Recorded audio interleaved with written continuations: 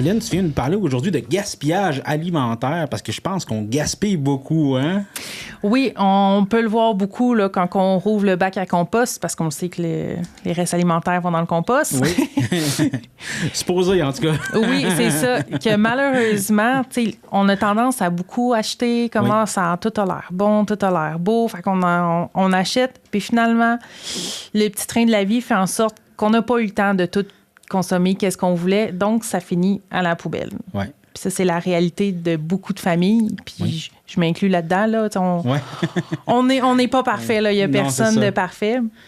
Puis c'est des choses qu'on voit beaucoup, justement, puis tout ça, ça a été étudié, ça a été chiffré. Puis en fait, là, le gaspillage alimentaire au Canada, ça représente 2,3 millions de tonnes. Wow. Donc, puis quand on dit gaspillage alimentaire, c'est ce qui aurait pu être évité. Donc, en fait, c'est des choses encore comestibles qui sont jetées. OK. Puis donc, justement, là, environ 63% de ce gaspillage-là pourrait être évité.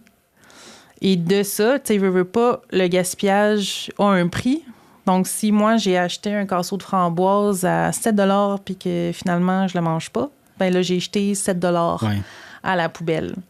Donc, ça a été estimé là, qu'en moyenne, un ménage, donc une famille par an, jetait 1 300 $ de nourriture. On pourrait en acheter des choses avec, avec cet argent-là. Puis là, il doit y avoir des trucs, j'imagine, pour en faire moins de gaspillage alimentaire.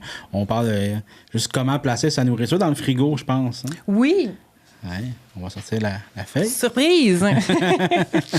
Donc, en fait, là, le gouvernement a fait une campagne J'aime manger, pas gaspiller. Okay. Puis dans cette campagne-là, il te donne une tonne de trucs sur comment éviter de gaspiller, dont un super simple qui est comment placer ses aliments dans le frigidaire. OK. Puis tantôt, on parlait des fameux tiroirs à légumes qui sont comme humidité élevée, humidité faible. Puis même moi, je savais pas du tout à quoi ça servait, ça. Puis t'es comme, je vais le mettre dans le milieu. Ouais, puis, c'est ça. On se croise les doigts. C'est ça, on verra ce que ça donne. Eux, en fait, ils te donnent tous les trucs. Là. On peut voir, c'est ça qu'on retrouve sur leur site web. Oui. Donc, par exemple, tiroir humidité élevée, ils disent qu'il faut mettre les légumes feuillus. Donc, en fait, tout ce qui peut faner. Okay. Donc, quand l'humidité est grande, bien, ça leur permet de garder l'eau à l'intérieur. Okay. Tandis que ceux à humidité faible, bien, c'est beaucoup tout ce qui est les fruits ou les légumes racines. Donc, en fait, ils contiennent déjà beaucoup d'eau. Donc, s'il y a plus d'eau, bien, ça va les faire moisir. Okay. Donc, c'est pas ça qu'on veut. Donc, c'est pour ça qu'on veut une humidité faible. Okay. Donc, tu sais, ils te disent aussi où est-ce que tu devrais placer ta viande parce que c'est là qu'il fait plus froid. Les portes fait plus chaud, donc c'est bon pour les sauces. Donc, le tiroir à charcuterie, que finalement, souvent, on ne met même pas la charcuterie dedans. Non, c'est comment il y a plus de place. Mais les frigidaires ont été conçus d'une façon. Donc, comment l'optimiser, là, il y a un petit guide vraiment clair qui aide à faire ça. Super. Oui, vas-y. Ben, en fait, aussi, quand là, on parle de placer les choses dans le garde-manger, mais il y a tout le temps, quand on va faire l'épicerie, je le sais, c'est pas le fun, mais il faudrait mieux organiser notre épicerie, planifier nos repas, puis regarder qu'est-ce qu'on a déjà. Tu sais, tantôt, on disait « ça avait l'air bon la dernière fois, j'ai acheté ça, j'ai pas eu le temps de le manger la semaine passée, faudrait peut-être que je l'utilise cette semaine. » Donc, quand on regarde, planifier nos repas, bien, regardez ce qu'on a déjà dans le frigidaire, dans le congélateur aussi. Le congélateur, il y a quand même une date. Là. Si on laisse notre viande pendant 5 ans là, elle va finir par brûler par le froid, puis elle sera plus bonne après. Là. Fait que c'est important aussi de penser à qu'est-ce qu'on a dans le congélateur pour l'utiliser. Oui. Puis après ça, baser notre liste sur ça pour aller faire l'épicerie. Puis on regarde tout le temps les spéciaux aussi là, pour... on veut combiner économie d'argent et plaisir de manger. Ben oui, là. C'est ça. Et, je pense qu'il est quand même...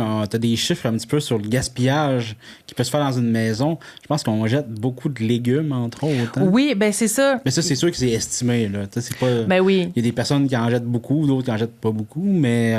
Pour ça, on fait une moyenne. Là. Moyenne, oui. Comme on a ressorti que les aliments les plus jetés, c'était les légumes à 30 %. OK. Puis là, qu'est-ce que ça représente, un légume jeté à 30 %? Ça peut représenter 130 000 laitues. OK. Tu parles pour... Au Québec. Au Québec, OK. Oui. C'est sûr que personne consomme 130 000 laitues. Non, c'est ça. dans sa vie. On a 1 300 000 tomates. C'est beaucoup de tomates jetées, ça. Et 2 600 000 patates. OK, ah ouais. Oui, fait que les patates germées, les gens n'aiment pas bien ça. Non, c'est ça. On peut faire de quoi avec, pareil, au pire... plantez-les, je sais pas. Ben oui.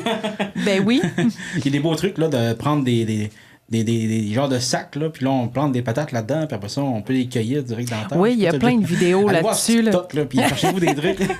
Qu'est-ce qu'on fait avec des patates germées? Ouais. Vous allez trouver des trucs.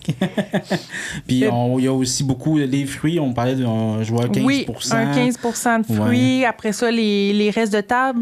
Il y a des gens qui n'aiment pas manger les restes de la veille, puis sont comme, ou sinon, je vais les garder, je vais le manger à m'emmener, puis finalement, ils n'ont jamais eu le temps de le manger. C'est ça.